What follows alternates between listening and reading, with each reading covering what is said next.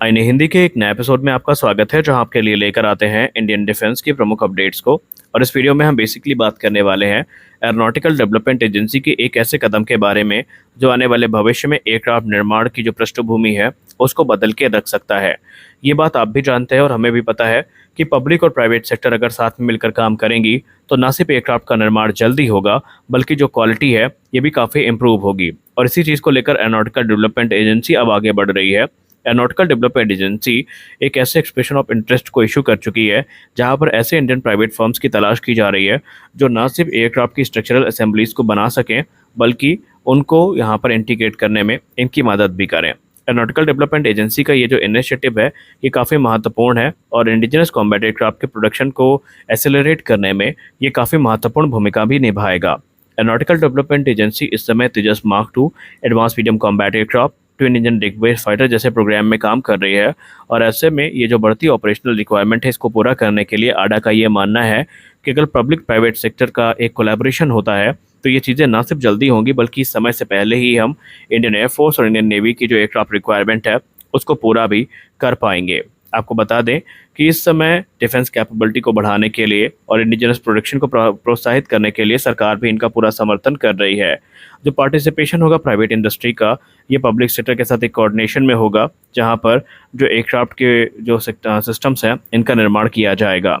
अब अगर हम बात करें एयरक्राफ्ट की, तो इसको अलग अलग जो मेजर स्ट्रक्चर असेंबलीज हैं इनमें डिवाइड किया जाता है, जैसे कि फ्रंट फ्यूजलाज हो गया, सेंटर फ्यूजलाज हो गया, रियर फ्यूजलाज हो गया, विंग्स हो गई, वर्टिकल टेल्स हो गई, कैनार्ड हो गई और हॉरिजेंटल टेल्स हो गई। इन सब में इनको डिवाइड किया जाता है। और ये जो क्रिटिकल कंपोनेंट हैं, अगर ये स्पेशलाइज्ड प्राइवेट सेक्टर पार्टनरशिप में बनाए जाते हैं तो ना सिर्फ डिलीवरी टाइमलाइन इन्हेंस होगी, बल्कि जो ओवरऑल क्वालिटी है एयरक्राफ्ट की वो भी काफ़ी ज़्यादा इन्हेंस हो जाएगी। अब यहाँ पर इस एक्सेप्टेंस ऑफ या एक्सप्रेशन ऑफ इंटरेस्ट का जो प्राइमरी ऑब्जेक्टिव है वो यही है कि जो स्ट्रक्चरल असेंबलीज हैं इनको स्वदेशी तौर पर ज़्यादा जल्दी से बनाया जा सके। अब या तो ये कंपनियां इनको फुल में बना कर दें या पार्ट में बना कर दें, ये उनके ऊपर है। लेकिन ये जो कैपेबल प्राइवेट कंपनियां हैं इनका कोलैबोरेशन यहाँ पर बहुत ज़रूरी माना जा रहा है। और इस समय एरोनॉटिकल डेवलपमेंट एजेंसी ऐसे ही फर्म्स को आइडेंटिफाई करने में लगी हुई है जिनके पास नेसेसरी फैसिलिटीज़ भी हैं, कैपेबिलिटीज़ भी हैं, प्रोडक्शन कैपेसिटीज़ भी हैं और इस प्रकार के जो बड़े मैन्युफैक्चरिंग प्रोसेस है इनको पूरा करने के जो योग्यता है ये भी उनके पास उपलब्ध है। और ऐसा करने से एरोनॉटिकल डेवलपमेंट एजेंसी उन कंपनियों के लिए ऐसे अपॉर्चुनिटीज़ को खोल देगी जो न सिर्फ आने वाले भविष्य में भारत के डिफेंस प्रोडक्शन को बढ़ावा देगी, बल्कि उनका खुद का विकास इसके थ्रू हो पाएगा। एडिशनली जो फर्म सेलेक्ट की जाएगी, ना सिर्फ उन्हें इन असेंबलीज को बनाने का काम दिया जाएगा, बल्कि वो स्ट्रक्चरल टेस्ट स्पेसिमेन और जो टेक्स्ट बॉक्सेस हैं जो कि ड्यूरेबिलिटी और परफॉर्मेंस, जो कंपोनेंट की ड्यूरेबिलिटी और परफॉर्मेंस को वैलिडेट करने के लिए ज़रूरी होते हैं, उनका निर्माण भी उनके तरफ से ही किया जाएगा। और जो इंटरेस्टेड प्राइवेट फर्म्स हैं उनका यहाँ पर स्वागत किया जाएगा और अगर वो सभी क्राइटेरिया को पूरा करते हैं तो आने वाले भविष्य में एरोनॉटिकल डेवलपमेंट एजेंसी उनको इस प्रोग्राम में शामिल करेगी। अब बहुत सारे लोगों को सुनने में ये अजीब लग रहा होगा कि प्राइवेट सेक्टर को इतना ज़्यादा क्यों इन्वॉल्व किया जा रहा है प्रोग्राम में। तो देखिए, इसके बेनिफिट भी हैं। प्राइवेट सेक्टर कंपनियों ने खुद की योग्यताओं को साबित भी किया है और बहुत सारे क्रिटिकल प्रोजेक्ट ऐसे थे जो उन्होंने समय से पहले पूरे किए हैं। तो ऐसे में भारत खुद ये चाहता है कि जो प्राइवेट सेक्टर कंपनियां हैं वो डिफेंस के क्षेत्र में आएँ और जो कार्य है उसको तेज़ी से पूरा करने में सहयोग भी करें। और इसके लिए जो एरोनॉटिकल डेवलपमेंट एजेंसी है वो ऑलरेडी ऐसे ही कंपनियों की तलाश कर रही है। इसके अलावा आपको पता ही होगा कि advance medium combat aircraft program हो, HLFT-42 हो, इंडियन मल्टी रोल हेलीकॉप्टर हो या फिर 10BF प्रोग्राम हो, इन सब के लिए खुद गवर्नमेंट ऑफ इंडिया जो है वो SPV मॉडल का गठन कर रही है, जहां पर जो पब्लिक और प्राइवेट सेक्टर की पार्टनरशिप है वो हमें देखने को मिलेगी और दोनों साथ में मिलकर के इन एयरक्राफ्ट्स का निर्माण करते नजर आएंगे। हमारी अगली बड़ी अपडेट भारतीय वायुसेना के AS-64 अपाचे अटैक हेलीकॉप्टर को लेकर के है। आपको पता ही होगा कि हाल ही में भारतीय वायुसेना का एक अपाचे अटैक हेलीकॉप्टर लद्दाख के खरदुंगला रीजन में इमरजेंसी लैंडिंग करता है और उसके बाद से उसको रिट्रीव करने के जो प्रयास है वो शुरू कर दिए जाते हैं। और उसके बाद स्पेशलिस्ट माउंटेनियर्स और इंजीनियर्स की एक टीम के द्वारा ये कार्य अब पूरा कर लिया गया है और खारदुंगला रीजन से जो अपाचे अटैक हेलीकॉप्टर है इसको सक्सेसफुली रिट्रीव किया भी जा चुका है। यह हेलीकॉप्टर बेसिकली एक प्रिकॉशनरी लैंडिंग करता है एक ऑपरेशनल सॉर्टी के दौरान अप्रैल में, और उसके बाद ये 4 अप्रैल को एक नॉर्थ में लोकेशन होती है खरदुंगला की, वहाँ पर लैंड करता है।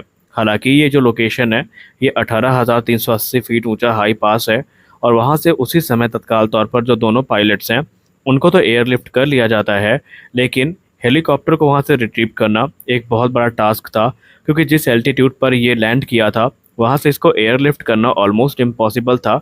अब बहुत सारे लोग ये बोलेंगे हमारे पास चिनूक हेलीकॉप्टर हैं जो इनको एयरलिफ्ट कर सकते हैं, लेकिन बात सच है आपकी। लेकिन जिस एल्टीट्यूड पर इन्होंने लैंडिंग करी थी, उस ऊंचाई पर इनको एयरलिफ्ट करना बहुत ही चैलेंजिंग टास्क था। ये यूँ कह लीजिए नियर इम्पॉसिबल था। और उसके बाद एक प्रयास शुरू होता है इनको वापस लाए जाने का। हालांकि जो टेरेन है वो भी काफ़ी चैलेंजिंग थी और ये रिमोट इलाके में लैंड किया था जहाँ पर रोड्स भी नहीं थी। लेकिन उसके बाद एक ऑपरेशन शुरू होता है जहाँ पर सबसे पहले जो हेलीकॉप्टर के कंपोनेंट हैं उनको रिकवर किया जाता है। अब इसमें जो टोटल पार्ट्स हैं उनकी संख्या तकरीबन 400 बताई जाती है, जिनको एक एक करके फिजिकली पहले रिमूव किया गया हेलीकॉप्टर से, और फिर जो आर्मी पर्सनल्स हैं उनके द्वारा जो नज़दीकी रोड है वहाँ तक लाया गया और फिर उन्हें बाई रोड लेह तक ट्रांसपोर्ट किया गया।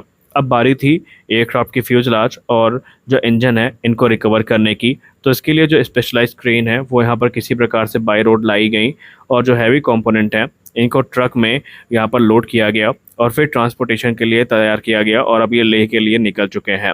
आपको बता दें कि इसके लिए काफ़ी ज़्यादा जो गहरी प्लानिंग, कोऑर्डिनेशन है और एक्सपर्टीज़ थी उनकी ज़रूरत थी, और ये प्रोग्राम अब फ़िलहाल पूरा हो चुका है। अब आपका सवाल होगा कि हेलीकॉप्टर तो रिकवर हो गया है, अब अगला स्टेप क्या होगा। तो आपको याद दिला दें कि इसको लेकर के भारत ने बोइंग को एक रिपोर्ट भेजी थी जहां पर बोइंग ने अपने पर्सनल्स को भेजने की बात की थी।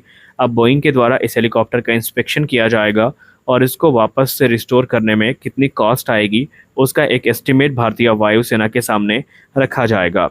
रिपोर्ट्स तो ये क्लेम करती हैं कि अगर ये प्राइस जो है लिमिट में रहती है तब तो ठीक है, वरना अगर बहुत ज़्यादा जो प्राइस ये कोट की जाती है बोइंग की तरफ से तो फिर इस हेलीकॉप्टर को टोटल लॉस डिक्लेयर किया जा सकता है। और इस स्थिति में भारतीय वायुसेना को जो पहला अपाचे अटैक हेलीकॉप्टर का लॉस है ये हो सकता है। आपको बता दें कि बोइंग इस समय अपाचे अटैक हेलीकॉप्टर के फ्लीट से खुद काफ़ी ज़्यादा परेशान है।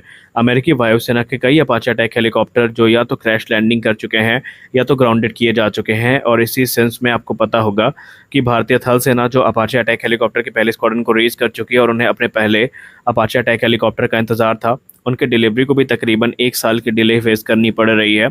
क्योंकि बोइंग ने स्पष्ट कर दिया है जब तक हम कारणों का पता नहीं लगा लेते तब तक ना तो नए हेलीकॉप्टर डिलीवर किए जाएंगे और ना ही जो मौजूदा हेलीकॉप्टर ग्राउंड किए गए हैं इनको वापस उड़ान भरने की अनुमति मिलेगी। यानी इस समय अपाचे की जो फ्लीट है वो तकनीकी खामियों से जूझ रही है जिसका पता लगाया जाना शुरू कर दिया गया है।